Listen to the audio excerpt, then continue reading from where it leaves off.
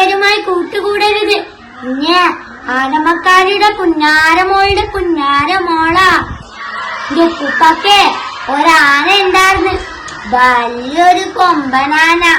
എന്റെ പുന്നാരാനേ അറിയാ, എന്റെ ബാപ്പ ആനപ്പുറത്ത് കഴിച്ചിട്ടാ എന്നെ അങ്ങോട്ട് കൊണ്ടുവന്ന്. എന്താ ബാപ്പ വരുന്നുണ്ട്.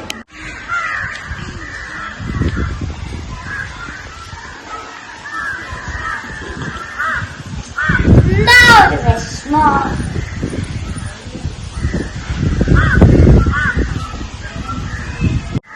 എല്ലാം പോയി. കേസ് നമ്മള് തോറ്റു. നാളെ തന്നെ വീടിട്ട് നമ്മള് പോകേണ്ടി വരും. ഏതാനും ദിവസം എല്ലാം കൊണ്ടുപോയി. അടച്ചോന്റെയും മുത്ത് നബീന്റെയും നേഴ്സക്കാരുടെയും ഒരു വിധിയെ. ഒരു നിസ്കാരം പോലും ഞാൻ മുടക്കിയിട്ടില്ല, ഒരു നോമ്പ് പോലും ഞാൻ മുടക്കിയിട്ടില്ല. എന്നിട്ടും അടച്ചവൻ എനിക്കെന്ന വിധിയെ.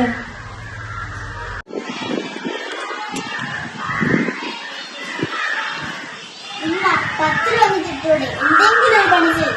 പെണ്ണായിട്ടമ്മ ചൂടുവെള്ളം തിളപ്പിക്കാറണം. ഞാനേ ആനമ്മക്കാരിയുടെ പുന്നാര മോളാ. എന്റെ നാവ നടക്കടി, ഇല്ലെങ്കിൽ നിങ്ങൾ എന്റെ മൂക്കിൽ കഴിച്ച് വെക്കുവോ. എന്റെ ഉമ്മ ഒന്ന് ചുമ്മാ എന്നോട് പറഞ്ഞ ചൂടുവെള്ളം തിളപ്പിച്ചോ. ചൂടുവെള്ളം തിളപ്പിച്ചിട്ടുണ്ടുമ്മ. ഉമ്മ ഞാൻ അന്ന് അപ്പുറത്ത് പോട്ടെ. അപ്പുറത്ത് പുതിയ താമസക്കാര് വന്നിക്ക്. അധികം താമസിക്കണ്ട.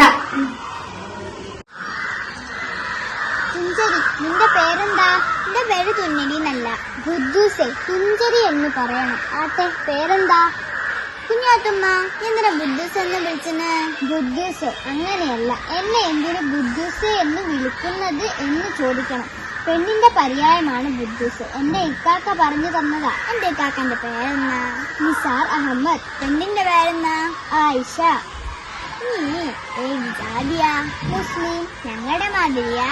അല്ല, ഞങ്ങൾ ശരിയായ മുസ്ലിങ്ങളാണ്. കള്ള ബുദ്ധൂസേ, നിങ്ങൾക്ക് ആന ഉണ്ടായിരുന്നോ? ഇല്ല, എന്റെ ഉപ്പൂപ്പാക്കെ ഒരാന ഉണ്ടായിരുന്നു, വലിയൊരു കൊമ്പനാന. എന്റെ ഉപ്പൂപ്പയ്ക്ക് ഒരു കാളവണ്ടി ഉണ്ടായിരുന്നു. അതിൽ അദ്ദേഹം സാധനങ്ങൾ കൂലിക്ക് കയറ്റി കൊണ്ടുപോകും. ആ വണ്ടി കൊണ്ട് എന്നെ, എന്റെ ബാപ്പയെ അദ്ദേഹം MA വരെ പഠിപ്പിച്ചു. ബാപ്പ ഇന്ന് കോളേജ് പ്രൊഫസറാണ്. നോക്കിയേ, എന്താ എഴുതിയതെന്ന് വായിക്കേ. എനിക്ക് അറിയില്ല, എഴുത്തും വായനയും പഠിച്ചില്ല. ഞാൻ പോന്നു.